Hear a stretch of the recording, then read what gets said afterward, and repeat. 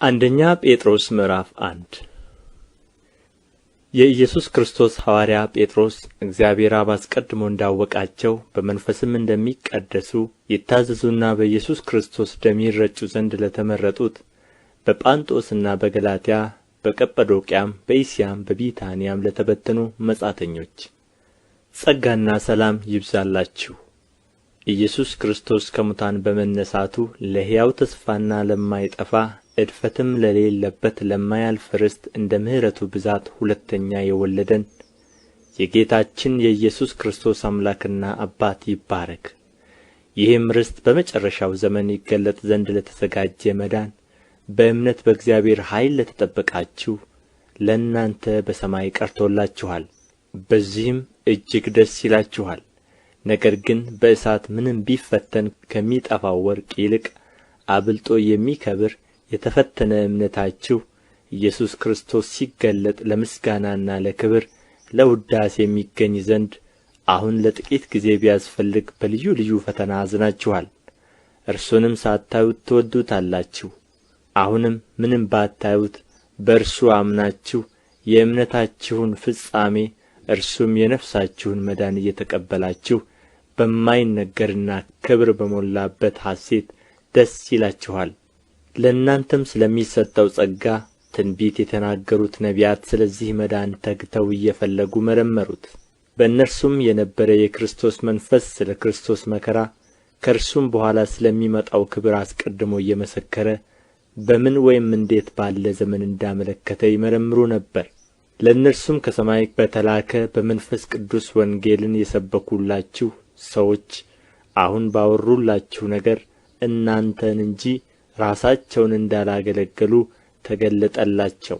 ይህንም ነገር መላእክቱ ሊመለከቱ ይመኛሉ። ስለዚህ የልቦናችሁን ወገብ ታጥቃችሁና በመጠን ኖራችሁ ኢየሱስ ክርስቶስ ሲገለጥ የምታገኙትን ጸጋ ፈጽማችሁ ተስፋ አድርጉ። እንደሚታዘዙ ልጆች ባለማወቃችሁ አስቀድሞ የኖራችሁበትን ምኞት አትከተሉ። ዳሩ ግን እኔ ቅዱስ ነኝና ቅዱሳን ሁኑ ተብሎ ስለ ተጻፈ የጠራችሁ ቅዱስ እንደሆነ እናንተ ደግሞ በኑሮአችሁ ሁሉ ቅዱሳን ሁኑ። ለሰው ፊትም ሳያደላ በእያንዳንዱ ላይ እንደ ሥራው የሚፈርደውን አባት ብላችሁ ብትጠሩ በእንግድነታችሁ ዘመን በፍርሃት ኑሩ። ከአባቶቻችሁ ከወረሳችሁት ከከንቱ ኑሮአችሁ በሚያልፍ ነገር በብር ወይም በወርቅ ሳይሆን ነውርና እድፍ እንደሌለው እንደ በግ ደም በክቡር የክርስቶስ ደም እንደ ተዋጃችሁ ታውቃላችሁ። ዓለም ሳይፈጠር እንኳ አስቀድሞ ታወቀ። ነገር ግን እምነታችሁና ተስፋችሁ በእግዚአብሔር ይሆን ዘንድ ከሙታን ባስነሣው ክብርንም በሰጠው በእግዚአብሔር በእርሱ ስለምታምኑ ስለ እናንተ በዘመኑ መጨረሻ ተገለጠ። ለእውነት እየታዘዛችሁ ግብዝነት ለሌለበት ለወንድማማች መዋደድ ነፍሳችሁን አንጽታችሁ እርስ በርሳችሁ ከልባችሁ አጥብቃችሁ ተዋደዱ። ዳግመኛ የተወለዳችሁት ከሚጠፋ ዘር አይደለም፣ በሕያውና ለዘላለም በሚኖር በእግዚአብሔር ቃል ከማይጠፋ ዘር ነው እንጂ። ሥጋ ሁሉ እንደ ሣር ክብሩም ሁሉ እንደ ሣር አበባ ነውና፣ ሣሩ ይጠወልጋል፣ አበባውም ይረግፋል፣ የጌታ ቃል ግን ለዘላለም ይኖራል። በወንጌልም የተሰበከላችሁ ቃል ይህ ነው። አንደኛ ጴጥሮስ ምዕራፍ 2 እንግዲህ ክፋትን ሁሉ ተንኰልንም ሁሉ ግብዝነትንም ቅንዓትንም ሐሜትንም ሁሉ አስወግዳችሁ ጌታ ቸር መሆኑን ቀምሳችሁ እንደሆነ ለመዳን በእርሱ እንድታድጉ አሁን እንደ ተወለዱ ሕፃናት ተንኰል የሌለበትን የቃልን ወተት ተመኙ። በሰውም ወደ ተጣለ በእግዚአብሔር ዘንድ ግን ወደ ተመረጠና ክቡር ወደ ሆነው ወደ ሕያው ድንጋይ ወደ እርሱ እየቀረባችሁ እናንተ ደግሞ እንደ ሕያዋን ድንጋዮች ሆናችሁ በኢየሱስ ክርስቶስ ለእግዚአብሔር ደስ የሚያሰኝ መንፈሳዊ መሥዋዕትን ታቀርቡ ዘንድ ቅዱሳን ካህናት እንድትሆኑ መንፈሳዊ ቤት ለመሆን ተሠሩ። በመጽሐፍ እነሆ የተመረጠና የከበረን የማዕዘን ራስ ድንጋይ በጽዮን አኖራለሁ በእርሱም የሚያምን አያፍርም ተብሎ ተጽፎአልና። እንግዲህ ክብሩ ለእናንተ ለምታምኑት ነው።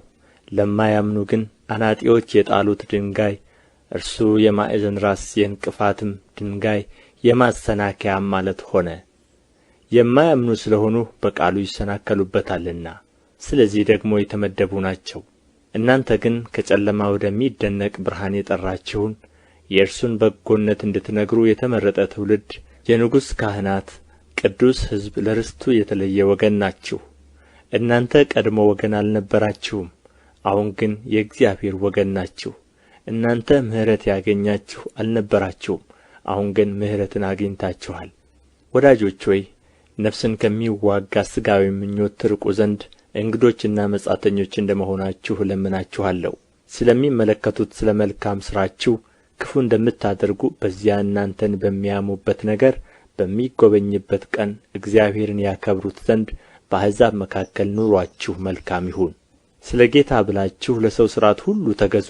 ለንጉሥም ቢሆን ከሁሉ በላይ ነውና፣ ለመኳንንትም ቢሆን ክፉ የሚያደርጉትን ለመቅጣት በጎም የሚያደርጉትን ለማመስገን ከእርሱ ተልከዋልና ተገዙ። በጎ እያደረጋችሁ የማያውቁትን ሞኞች ዝም ታሰኙ ዘንድ እንዲህ የእግዚአብሔር ፈቃድ ነውና። አርነት ወጥታችሁ እንደ እግዚአብሔር ባሪያዎች ሁኑ እንጂ ያ አርነት ለክፋት መሸፈኛ እንዲሆን አታድርጉ። ሁሉን አክብሩ፣ ወንድሞችን ውደዱ፣ እግዚአብሔርን ፍሩ፣ ንጉሥን አክብሩ። ሎሌዎች ሆይ ለበጎዎችና ለገሮች ጌቶቻችሁ ብቻ ሳይሆን ለጠማሞች ደግሞ በፍርሃት ሁሉ ተገዙ።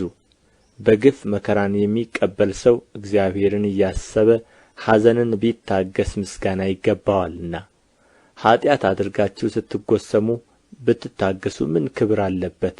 ነገር ግን መልካም አድርጋችሁ መከራን ስትቀበሉ ብትታገሱ ይህ ነገር በእግዚአብሔር ዘንድ ምስጋና ይገባዋል። የተጠራችሁለት ለዚህ ነውና። ክርስቶስ ደግሞ ፍለጋውን እንድትከተሉ ምሳሌ ትቶላችሁ ስለ እናንተ መከራን ተቀብሎአልና። እርሱም ኃጢአት አላደረገም፣ ተንኰልም በአፉ አልተገኘበትም። ሲሰድቡት መልሶ አልተሳደበም፣ መከራንም ሲቀበል አልዛተም። ነገር ግን በጽድቅ ለሚፈርደው ራሱን አሳልፎ ሰጠ። ለኃጢአት ሞተን ለጽድቅ እንድንኖር እርሱ ራሱ በሥጋው ኃጢአታችንን በእንጨት ላይ ተሸከመ። በመገረፉ ቁስል ተፈወሳችሁ። እንደ በጎች ትቅበዘበዙ ነበርና አሁን ግን ወደ ነፍሳችሁ እረኛና ጠባቂ ተመልሳችኋል። አንደኛ ጴጥሮስ ምዕራፍ 3 እንዲሁም እናንተ ሚስቶች ሆይ ከባሎቻችሁ አንዳንዱ ለትምህርት የማይታዘዙ ቢኖሩ በፍርሃት ያለውን ንጹሑን ኑሮአችሁን እየተመለከቱ ያለ ትምህርት በሚስቶቻችሁ ኑሮ እንዲገኙ ተገዙላቸው። ለእናንተም ጠጕርን በመሸረብና ወርቅን በማንጠልጠል ወይም ልብስን በመጐናጸፍ በውጭ የሆነ ሽልማት አይሁንላችሁ። ነገር ግን በእግዚአብሔር ፊት ዋጋው እጅግ የከበረ የዋህና ዝግተኛ መንፈስ ያለውን የማይጠፋውን ልብስ ለብሶ የተሰወረ የልብ ሰው ይሁንላችሁ። እንዲህ በቀድሞ ዘመን በእግዚአብሔር ተስፋ ያደረጉት ቅዱሳት ሴቶች ደግሞ ለባሎቻቸው ሲገዙ ተሸልመው ነበርና። እንዲሁም ሳራ ለአብርሃም ጌታ ብላ እየጠራችው ታዘዘችለት። እናንተም ከሚያስደነግጥ ነገር አንዳች እንኳ ሳትፈሩ መልካም ብታደርጉ ልጆችዋ ናችሁ። እንዲሁም እናንተ ባሎች ሆይ ደካማ ፍጥረት ስለ ሆኑ ከሚስቶቻችሁ ጋር በማስተዋል አብራችሁ ኑሩ። ጸሎታችሁ እንዳይከለከል አብረው ደግሞ የሕይወትን ጸጋ እንደሚወርሱ አድርጋችሁ አክብሩአቸው። በመጨረሻው ሁላችሁ በአንድ ልብ ሁኑ። የሌላው መከራ ለእናንተ እንደሚሆን አድርጉ። እንደ ወንድሞች ተዋደዱ፣ ርኅሩኆችና ትሑታን ሁኑ። ክፉን በክፉ ፈንታ ወይም ስድብን በስድብ ፈንታ አትመልሱ። በዚህ ፈንታ ባርኩ እንጂ በረከትን ልትወርሱ ለዚህ ተጠርታችኋልና። ሕይወትን ሊወድ መልካሞችንም ቀኖች ሊያይ የሚፈልግ ሰው መላሱን ከክፉ ከንፈሮቹንም ተንኰልን ከመናገር ይከልክል። ከክፉ ፈቀቅ ይበል፣ መልካምንም ያድርግ፣ ሰላምን ይሻ ይከተለው። የጌታ ዓይኖች ወደ ጻድቃን ናቸውና ጆሮቹም ለጸሎታቸው ተከፍተዋል። የጌታ ፊት ግን ክፉ ነገርን በሚያደርጉ ላይ ነው። በጎንም ለማድረግ ብትቀኑ የሚያስጨንቃችሁ ማን ነው? ነገር ግን ስለ ጽድቅ እንኳ መከራን ብትቀበሉ ብፁዓን ናችሁ።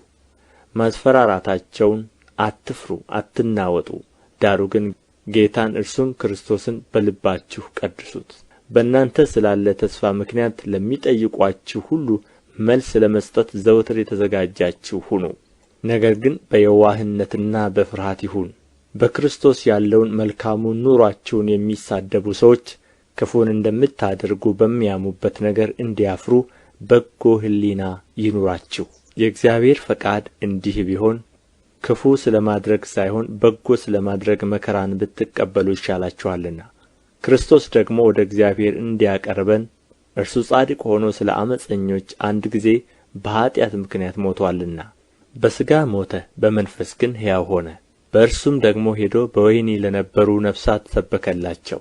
ጥቂቶች ማለት 8 ነፍስ በውኃ የዳኑበት መርከብ ሲዘጋጅ የእግዚአብሔር ትዕግሥት በኖኅ ዘመን በቆየ ጊዜ ቀድሞ አልታዘዙም። ይህም ውኃ ደግሞ ማለት ጥምቀት ምሳሌው ሆኖ አሁን ያድነናል። የሰውነትን እድፍ ማስወገድ አይደለም፣ ለእግዚአብሔር የበጎ ሕሊና ልመና ነው እንጂ። ይህም በኢየሱስ ክርስቶስ ትንሣኤ ነው። እርሱም መላእክትና ሥልጣናት ኃይላትም ከተገዙለት በኋላ ወደ ሰማይ ሄዶ በእግዚአብሔር ቀኝ አለ። አንደኛ ጴጥሮስ ምዕራፍ 4 ክርስቶስም በሥጋ ስለ እኛ መከራን ስለ ተቀበለ ከእንግዲህ ወዲህ በሥጋ ልትኖሩ በቀረላችሁ ዘመን እንደ እግዚአብሔር ፈቃድ እንጂ እንደ ሰው ምኞት እንዳትኖሩ እናንተ ደግሞ ያን አሳብ እንደ ዕቃ ጦር አድርጋችሁ ያዙት። በሥጋ መከራን የተቀበለ ኃጢአትን ትቶአልና የአሕዛብን ፈቃድ ያደረጋችሁበት በመዳራትና በሥጋ ምኞትም በስካርም በዘፈንም ያለ ልክም በመጠጣት ነውርም ባለበት በጣዖት ማምለክ የተመላለሳችሁበት ያለፈው ዘመን ይበቃልና። በዚህም ነገር ወደዚያ መዳራት ብዛት ከእነርሱ ጋር ስለማትሮጡ እየተሳደቡ ይደነቃሉ። ግን እነርሱ በሕያዋንና በሙታን ላይ ሊፈርድ ለተዘጋጀው መልስ ይሰጣሉ። እንደ ሰዎች በሥጋ እንዲፈረድባቸው በመንፈስ ግን እንደ እግዚአብሔር እንዲኖሩ ስለዚህ ምክንያት ወንጌል ለሙታን ደግሞ ተሰብኮላቸው ነበርና። ዳሩ ግን የነገር ሁሉ መጨረሻ ቀርቦአል። እንግዲህ እንደ ባለ አእምሮ አስቡ፣ ትጸልዩም ዘንድ በመጠን ኑሩ። ፍቅር የኃጢአትን ብዛት ይሸፍናልና። ከሁሉ በፊት እርስ በርሳችሁ አጥብቃችሁ ተዋደዱ። ያለ ማንጐራጐር እርስ በርሳችሁ እንግድነትን ተቀባበሉ። ልዩ ልዩን የእግዚአብሔርን ጸጋ ደጋግ መጋቢዎች እንደ መሆናችሁ እያንዳንዳችሁ የጸጋን ስጦታ እንደ ተቀበላችሁ መጠን በዚያው ጸጋ እርስ በርሳችሁ አገልግሉ። ማንም ሰው የሚናገር ቢሆን እንደ እግዚአብሔር ቃል ይናገር፣ የሚያገለግልም ቢሆን እግዚአብሔር በሚሰጠኝ ኃይል ነው ብሎ ያገልግል። ክብርና ሥልጣን እስከ ዘላለም ድረስ ለእርሱ በሚሆነው በኢየሱስ ክርስቶስ በኩል እግዚአብሔር በነገር ሁሉ ይከብር ዘንድ አሜን። ወዳጆች ሆይ በእናንተ መካከል እንደ እሳት ሊፈትናችሁ ስለሚሆነው መከራ ድንቅ ነገር እንደ መጣባችሁ አትደነቁ። ነገር ግን ክብሩ ሲገለጥ ደግሞ ሐሴት እያደረጋችሁ ደስ እንዲላችሁ በክርስቶስ መከራ በምትካፈሉበት ልክ ደስ ይበላችሁ። ስለ ክርስቶስ ስም ብትነቀፉ የክብር መንፈስ የእግዚአብሔርን መንፈስ በእናንተ ላይ ያርፋልና ብፁዓን ናችሁ። ከእናንተ ማንም ነፍሰ ገዳይ ወይም ሌባ ወይም ክፉ አድራጊ እንደሚሆን ወይም በሌሎች ጉዳይ እንደሚገባ ሆኖ መከራን አይቀበል። ክርስቲያን እንደሚሆን ግን መከራን ቢቀበል ስለዚህ ስም እግዚአብሔርን ያመስግን እንጂ አይፈር። ፍርድ ከእግዚአብሔር ቤት ተነስቶ የሚጀምርበት ጊዜ ደርሶአልና። አስቀድሞም በእኛ የሚጀምር ከሆነ ለእግዚአብሔር ወንጌል የማይታዘዙት መጨረሻቸው ምን ይሆን? ጻድቅም በጭንቅ የሚድን ከሆነ ዓመፀኛውና ኃጢአተኛው ወዴት ይታይ ዘንድ አለው? ስለዚህ ደግሞ እንደ እግዚአብሔር ፈቃድ መከራን የሚቀበሉ መልካምን እያደረጉ ነፍሳቸውን ለታመነ ፈጣሪ አደራ ይስጡ። አንደኛ ጴጥሮስ ምዕራፍ 5 እንግዲህ እኔ ከእነርሱ ጋር ሽማግሌ የክርስቶስም መከራ ምስክር ደግሞ ሊገለጥ ካለው ክብር ተካፋይ የሆንሁ በመካከላቸው ያሉትን ሽማግሌዎች እመክራቸዋለሁ። በእናንተ ዘንድ ያለውን የእግዚአብሔርን መንጋ ጠብቁ። እንደ እግዚአብሔር ፈቃድ በውድ እንጂ በግድ ሳይሆን በበጎ ፈቃድ እንጂ መጥፎውን ረብ በመመኘት ሳይሆን ጐብኙት። ለመንጋው ምሳሌ ሁኑ እንጂ ማኅበሮቻችሁን በኃይል አትግዙ። የእረኞችም አለቃ በሚገለጥበት ጊዜ የማያልፈውን የክብርን አክሊል ትቀበላላችሁ። እንዲሁም ጎበዞች ሆይ ለሽማግሌዎች ተገዙ። ሁላችሁም እርስ በርሳችሁ እየተዋረዳችሁ ትሕትናን እንደ ልብስ ታጠቁ። እግዚአብሔር ትዕቢተኞችን ይቃወማልና ለትሑታን ግን ጸጋን ይሰጣል። እንግዲህ በጊዜው ከፍ እንዲያደርጋችሁ ከኃይለኛው ከእግዚአብሔር እጅ በታች ራሳችሁን አዋርዱ። እርሱ ስለ እናንተ ያስባልና የሚያስጨንቃችሁን ሁሉ በእርሱ ላይ ጣሉት። በመጠን ኑሩ፣ ንቁም። ባላጋራችሁ ዲያብሎስ የሚውጠውን ፈልጎ እንደሚያገሣ አንበሳ ይዞራልና በዓለም ያሉት ወንድሞቻችሁ ያን መከራ በሙሉ እንዲቀበሉ እያወቃችሁ በእምነት ጸንታችሁ ተቃወሙት። በክርስቶስ ኢየሱስ ወደ ዘላለም ክብሩ የጠራችሁ የጸጋ ሁሉ አምላክ ለጥቂት ጊዜ መከራን ከተቀበላችሁ በኋላ ራሱ ፍጹማን ያደርጋችኋል፣ ያጸናችሁማል፣ ያበረታችሁማል። ለእርሱ ክብርና ኃይል እስከ ዘላለም ድረስ ይሁን፣ አሜን። እየመከርኋችሁና የምትቆሙባትን ጸጋ እውነተኛ የእግዚአብሔር ጸጋ እንድትሆን እየመሰከርሁላችሁ የታመነ ወንድም እንዲሆን በቈጠርሁት በስልዋኖስ እጅ በአጭሩ ጽፌላችኋለሁ።